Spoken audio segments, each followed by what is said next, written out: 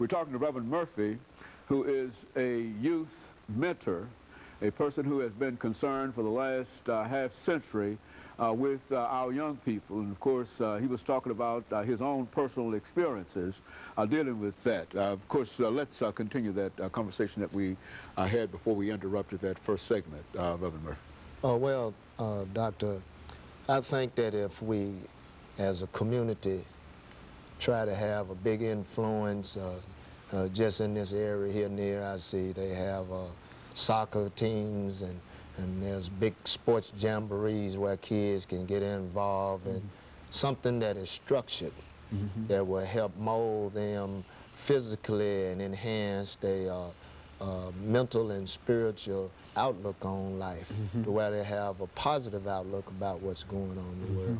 Because they watch adults and they'll mimic us. All right. I was trying to speak earlier on, talking to my daughter about my grandson and wanting him to start the little small child pee-wee football. Well, that doesn't sit too well with the grandmother, but that may be something wholesome for him to build his little character. And as well as he and other grandchildren that I have, just being around them and sitting talking to them, reading a book. Wasn't long ago, I was at a grandparent conference at a pre-K school where he attends. And they gave us ideas what to do with the grandchildren in the summer. Take them places that just right here in town. Most of them are not expensive. You know, or walk by the river sometime and let them watch the barge go down the street. Or riding a train, getting on the Nashville Star, so to speak. That's an inexpensive way to have a train ride. Those type things enhance kids' character and give them a broader mind and take them out of the world is so small. From working with troubled kids that have been incarcerated, I found that many of them only know the world that they're around. Okay, good. Okay, and this is one of the reasons they mimic a lot of things that are on television. They see kids grow up, these rappers that do certain things, and I'm not here to badge the rap industry because some good things have come from that. We've had many those type of gentlemen and young ladies who have started in that realm and moved on into acting and other type careers. So we can get positive things out of a lot of those things also. But if we focus more on the home setting first, then our community values, teaching them what goes on in the government realm and how to prepare to deal with the government situations and what they should do as a good citizen. We can show them and guide them how not to get in these trouble issues of using illegal drugs, the use of alcohol. Also, I've found that there's a severe lot of depression and anxiety among them.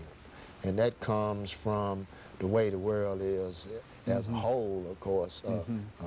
There are things that cause adults to be anxious. Very good, okay, Okay? Right. The gas prices, the war, and so on.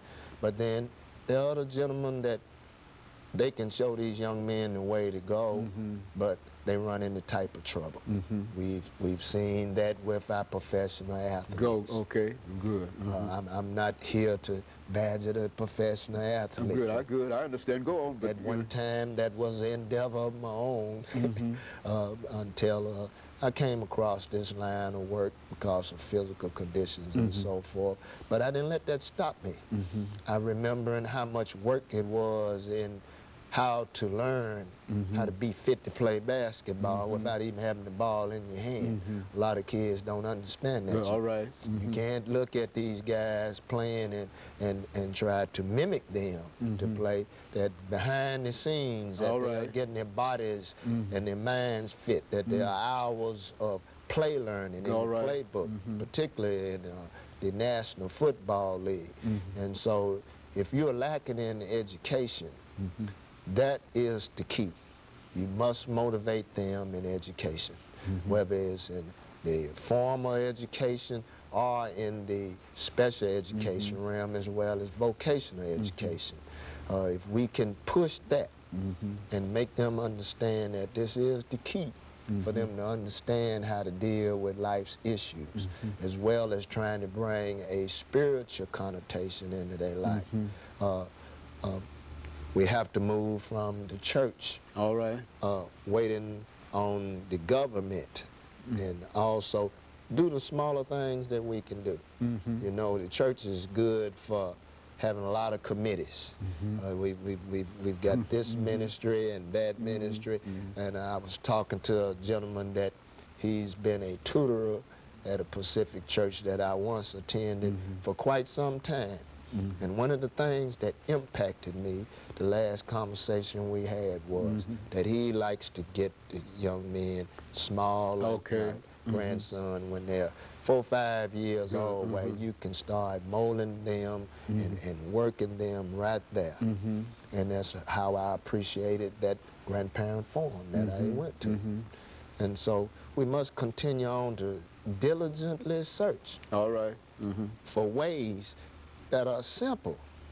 Just getting out in the yard raking leaves.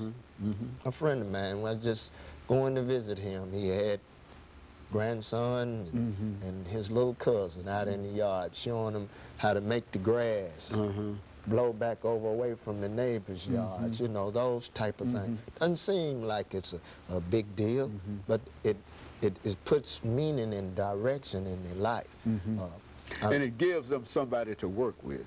You see, it gives them somebody, it gives them a hero. That's right. Somebody to emulate. You see, right. that's, yeah, I think that's essentially what we want, Reverend. I think the kind of information that you're giving now is it's an approach, and I like what you continue to say about how simple it is. You don't, it's not expensive to try to create a relationship between a grandchild or relatives and etc.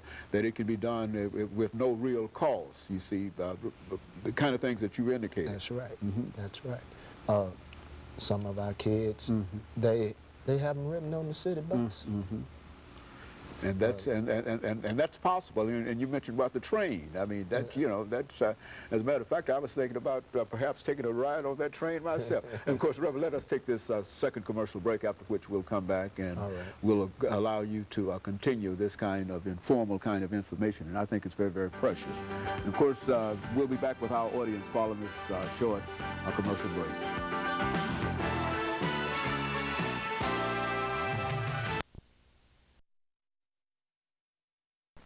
We're talking to Reverend